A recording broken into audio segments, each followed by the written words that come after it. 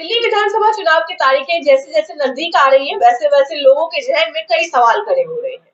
कुछ लोगों के जहन में ये बातें आ रही है बार बार कि आखिर इस बार कौन हमारा विधायक बनकर आएगा। जो लोग अपने विधायक से परेशान हो चुके हैं वो ज्यादा परेशान है कि आखिर इस बार कौन आएगा, कौन सी पार्टी आएगी और क्या वो हमारा काम करवा पाएगी या नहीं।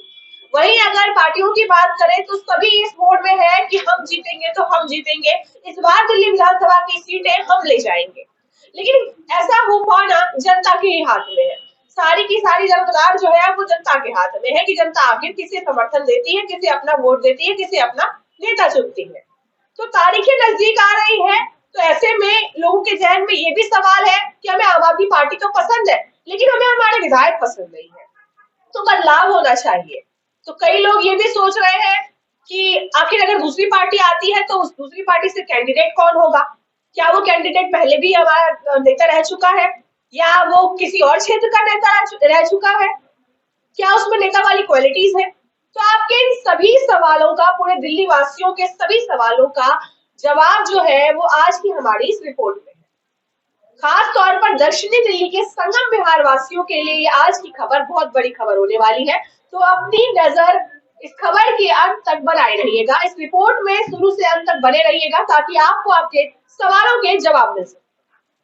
संगम विहार वासियों की अगर बात करें तो इस वक्त वो अपने पुराने विधायक से काफी ज्यादा परेशान है।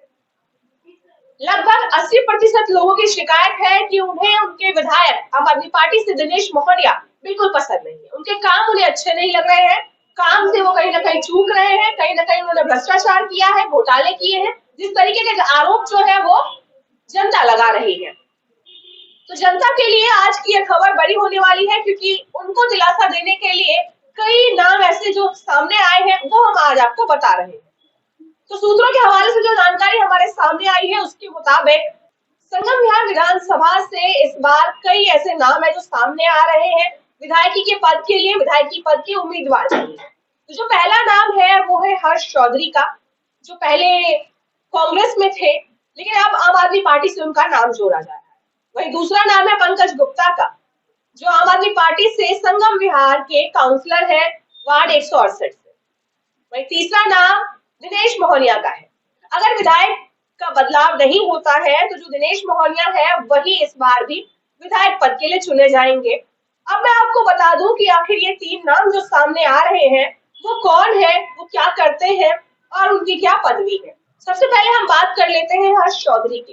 हर्ष चौधरी जो है वो फिलहाल AICC यानी कि ऑल इंडिया कांग्रेस कमेटी के मेंबर है, एडवोकेट है और दूसरी चीज वो दिल्ली NSUI से, national student union of India से प्रेसिडेंट रह चुके हैं और टूसू यानी कि दिल्ली यूनिवर्सिटी स्टूडेंट यूनियन के ज्वाइंट सेक्रेटरी रह चुके हैं। अपने कॉलेज के दिनों में उन्होंने राजनीति में कदम रखा था और राजनीति में काफी अच्छी पकड़ बनाई थी, प्रेसिडेंट बने, ज्वाइंट सेक्रेटरी बने और युवाओं के दिल में अपनी छाप छोड़ दी थी।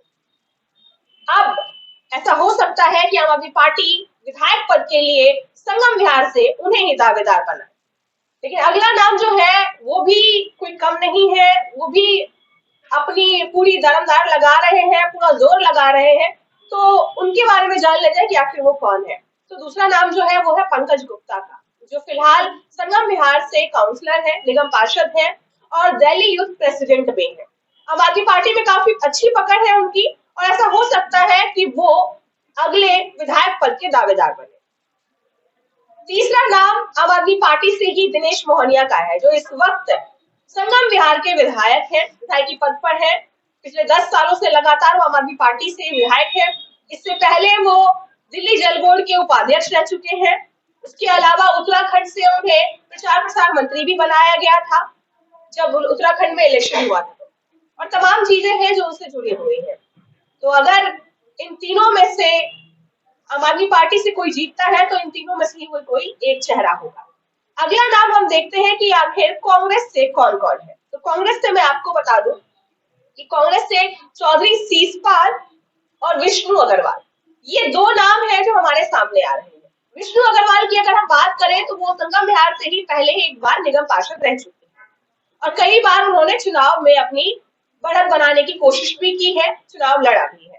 आखिरी बार जब 2022 के चुनाव में उन्हें टिकट मिली थी तब भी उन्होंने यही कोशिश की थी कि वो जनता के दिलों में अपनी जगह बना सके, लेकिन किसी कारणवश वो जीत नहीं पाए। लेकिन इस बार उन्होंने विधानसभा चुनाव की तैयारी की है और देखते हैं कि आखिर पार्टी उन्हें टिकट देती है या नहीं, और अगर पार्टी टिकट देती है तो क्या जनता उन पर अपना भरोसा दिखाती है। दूसरा नाम चौधरी शीशपाल का है, जो एक बार पहले भी संगम विहार से विधायक रह चुके हैं। काफी अच्छी पकड़ बनाई थी उन्होंने जनता के दिलों में, लेकिन किसी कारणवश आम आदमी पार्टी आई और उनकी लहर खत्म हो गई। तो इस बार वो भी विधायकी पद की तैयारी में लगे हुए हैं और ऐसा हो सकता है कि कांग्रेस पार्टी संगम विहार से उन्हें ही टिकट दे। भाजपा, भारतीय जनता पार्टी, जहां से दो ऐसे नाम हैं जो सामने आ रहे हैं और ऐसा हो सकता है कि वो दो नाम जो है वो किसी न किसी क्षेत्र से, अगर संगम विहार से नहीं तो किसी न किसी क्षेत्र से टिकट ले और चुनाव जीते। तो दो नाम है ओम प्रकाश विधूड़ी और महेश मिश्रा। ये दो बहुत ही महत्वपूर्ण नाम है जिनके बारे में ये बातें सामने आ रही है कि किसी न किसी क्षेत्र से इन्हें टिकट जरूर मिलेगा। तो आइए जान लेते हैं कि उनके अलावा और कौन-कौन है जो इस लिस्ट में शामिल है। तो ओम प्रकाश और महेश मिश्रा के अलावा नीरज गुप्ता, पूनम भाटी, ये चार नाम है जो सबसे आगे चल रहे हैं। इसके अलावा लाइन में अगर हम बात करें कि लाइन में कितने लोग हैं, तो लाइन में भाजपा से काफी लोग हैं। वीरपाल सिंह, शरद झा, रंजीत सिंह, चंदन चौधरी, सुब्रजीत गौतम, दिवाकर झा, पुष्प कुमार अग्रवाल, मोहित गोयल, माया सिंह बीस, दिनेश जायसवाल, राम भगत सैल, अनिल गुप्ता, ये कई ऐसे नाम है और इसके अलावा भी बहुत से ऐसे नाम है जो इस लिस्ट में शामिल है, इस दौड़ में है। लेकिन पार्टी उन्हें टिकट देगी या नहीं देगी ये पार्टी पर है और ये अभी कुछ कंफर्म नहीं हुआ। तो जो सबसे पहला नाम है वो है ओम प्रकाश विधूड़ी का, जो पहले प्रदेश अध्यक्ष रह चुके हैं, महासचिव के पद पर रह चुके हैं। उसके अलावा बाद जो है वो है नीरज गुप्ता, जो संगम विहार से ही पहले काउंसलर रह चुके हैं और सेंट्रल जोन के चेयरमैन भी रह चुके हैं। इस बार वो भी तैयारी में है कि विधायक की टिकट पार्टी उन्हें दे। पूनम भाटी की बात करते हैं, जो तुगलकाबाद एक्सटेंशन से काउंसलर रह चुकी है और अब जो है तुगलकाबाद एक्सटेंशन वो संगम विहार का ही हिस्सा बन चुका है। बाकी और जो नाम है वो नाम अभी केवल दौड़ में है, उनका सामने आना या ना आना वो पार्टी पर निर्भर करता है। तो आगे हम बात करते हैं चुनाव को लेकर के। इस बार का जो चुनाव है वो बेहद अहम होने वाला है, आम आदमी पार्टी के लिए भी और भारतीय जनता पार्टी के लिए भी। कांग्रेस तो खैर इस वक्त लाइन में है, लेकिन हम कह सकते हैं कि पीछे चल रही है। पिछले कई सालों से, करीबन 27 साल हो चुके हैं, भाजपा दिल्ली पर अपनी पकड़ नहीं बना पाई। 15 साल एमसीडी में रहने के बावजूद भी भाजपा पीछे रह गई और लास्ट जो हमारा चुनाव हुआ था, आखिरी बार जो हमारा एमसीडी का चुनाव हुआ था, उसमें आम आदमी पार्टी ने अपनी बढ़त बना ली।